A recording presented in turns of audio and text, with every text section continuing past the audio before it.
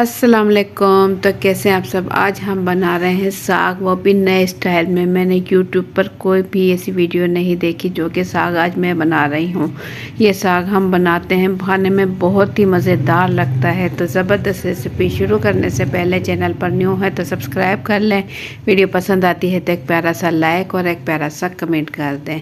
और साग के साथ अगर मक्खन हो जाए तो क्या ही बात है। तो आज मैंने ये मक्खन भी बनाया। मलाई थी मेरे पास दूध की, तो आज ये मैंने मक्खन भी बना लिया। मक्खन बनाकर मैं रख लूँगी और इसके बाद मैं बना लूँगी साग। साग के साथ मक्खन और लस्सी हो जाए तो क्या ही बात है। तो मक्खन मलाई मैंने जमा की हुई थी, तो मैंने सोचा क्यों ना पहले मैं मक्खन निकाल लूँ, उसके बाद मैं बना लूँ साग। मक्खन बहुत ही आसानी के साथ निकल जाता है, इसमें कोई भी मुश्किल नहीं है। बस मलाई जमा करें, उसका दही लगा लें और उसके बाद इसका मक्खन निकाल लें।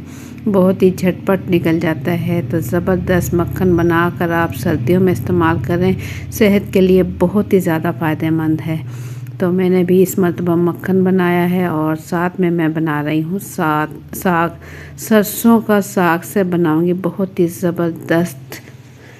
तो ज़बरदस्त रेसिपी शुरू करते हैं। बिस्मिल्लाहिर्रहमानिर्रहीम। यहाँ मैंने ले लिया है सरसों का साग, 2 गुत्थी ले ली है। दोनों गुत्थी को मैं अच्छा सा साफ़ कर लूँगी। इसमें कोई एक्स्ट्रा पत्ते या कोई डंडियाँ वगैरह हैं तो मैं इसे अच्छे से साफ़ कर लूँगी और इसे निकाल दूँगी। एक एक पत्ता मैं अच्छे से देख लूँगी। और सारे साग का मैं नहीं बना रही, इसमें से मैं हाफ़ रख लूँगी और हाफ़ मैं बनाऊँगी। तो पहले ये देखिए, साग मुझे बहुत ही ज़बरदस्त मिल गया है। गंठलों वाला साग मिला है और इसकी गंठलें भी बिल्कुल कच्ची कच्ची हैं। मैंने ये देखें पूरी गंठलों के साथ ही साग अच्छे से साफ़ कर लिया है और इसकी मैं कटिंग कर लूँगी। इसकी कटिंग करना कोई मुश्किल काम नहीं, बहुत ईजी तरीके से इसकी कटिंग हो जाती है। देखें इस तरीके से मैं इसकी कटिंग करूँगी। एक हाथ से मैं साग पकड़ूँगी दरमियान से और इसे छुरी की मदद से कट कर लूँगी।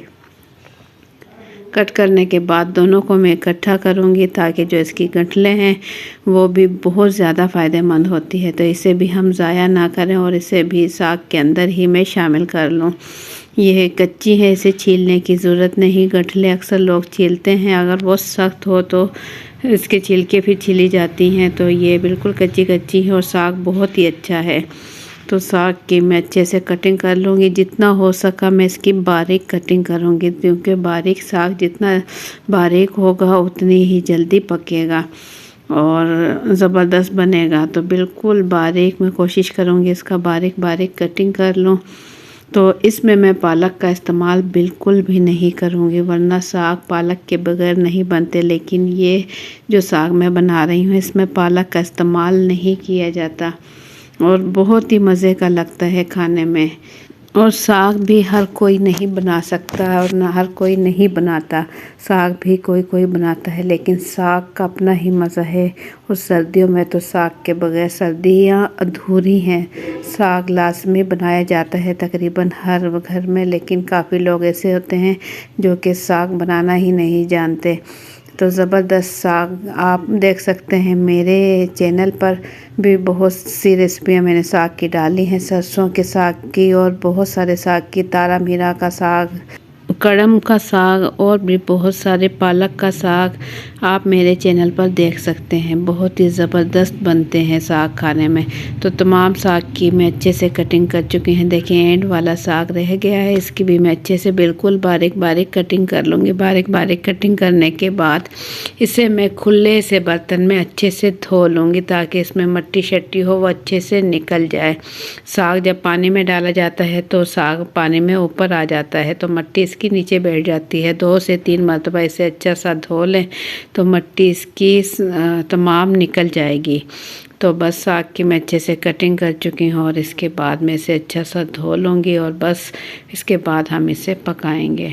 2 से 3 मरतबा अच्छे से पानी से धोने के बाद मैंने बड़े से पतीले में इसे निकाल लिया है तमाम साग, और इसे पानी डालकर तकरीबन 2 किलो पानी डालकर ढक्कन ढककर मैं इसे पकाऊंगी।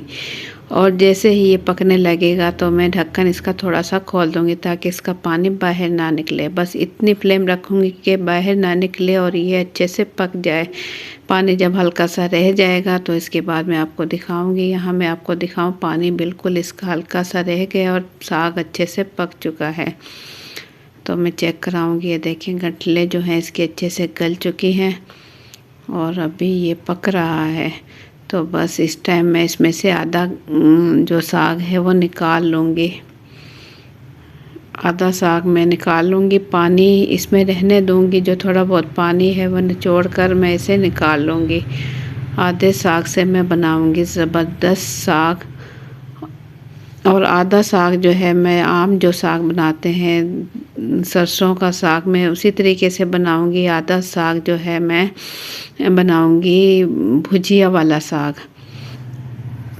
तो भुजिया वाला साग बनाने के लिए यहाँ मैंने ले लिए हैं हाफ़ kg टमाटर और इसे मैं बिल्कुल छोटा छोटा कटिंग कर लूँगी। और उसके बाद यहाँ मैंने ले ली है एक देगची और इसमें ले लिया है आधा कप कुकिंग ऑयल और टमाटर मैंने बिल्कुल बारीक बारीक कट कर लिए हैं वो इसके अंदर डाल दूँगी। और साथ ही डाल दूँगी कुछ मसाले, पिसी हुई लाल मिर्च मैं ले लूँगी 1 चाय का चम्मच और सूखा धनिया पाउडर 1 चाय का चम्मच। ये ज़ीरा है मेरे पास आधा चाय का चम्मच और नमक इसमें डाल देंगे 1 खाने का चम्मच। तो बस इन्हीं मसालों के साथ टमाटर मसालों में मिक्स करेंगे और ढक्कन ढक कर इसे पकाने के लिए छोड़ देंगे। तो यहाँ मैं आपको दिखाऊं मीडियम फ्लेम पर मैं इसे पका रही हूँ और ऑयल इसका अलग होने लगा और टमाटर तकरीबन गल गए हैं। तो इसमें डाल देंगे 10 से 12 बारीक कटी हुई हरी मिर्चें। हरी मिर्चें इतनी तेज़ नहीं है, लंबी वाली हरी मिर्चें हैं।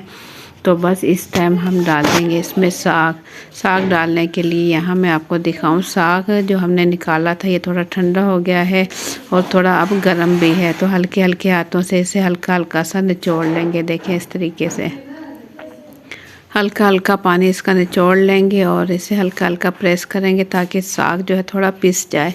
तो इसके बाद जो हमने मसाला भुना है इसके अंदर हम डाल देंगे ये साग।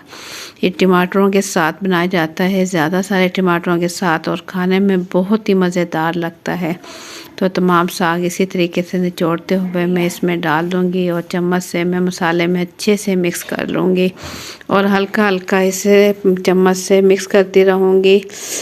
साग अच्छे से मिक्स हो जाए तो बस ये साग हम मसाले के साथ अच्छा सा भून लेंगे और हल्का हल्का सा प्रेस करेंगे ताकि साग थोड़ा बहुत मोटा है तो वो थोड़ा पिस भी जाए, क्योंकि गर्म बहुत था हाथों से मैं इतना नहीं पीस सकी। जो साग का पानी था वो भी मैंने इसके अंदर डाल दिया है और इसे मैं पकाऊंगी खुश्क होने तक। ये बिल्कुल खुश कर लूँगी जब तक कि इसका ऑयल अलग होने लगे और ये खाने में बहुत ही मज़ेदार बनेगा। तो ढक्कन खोलकर मैं आपको दिखाऊं साग का जो पानी है बिल्कुल खुश्क हो चुका है और साइडों में इसका ऑयल अलग होने लगा है। रेड रेड इसका ऑयल जो है बिल्कुल अलग होने लगा है और साग की भुजिया जो है बिल्कुल तैयार हो चुकी है। गर्मा गर्म और जायके में बहुत ही लाजवाब।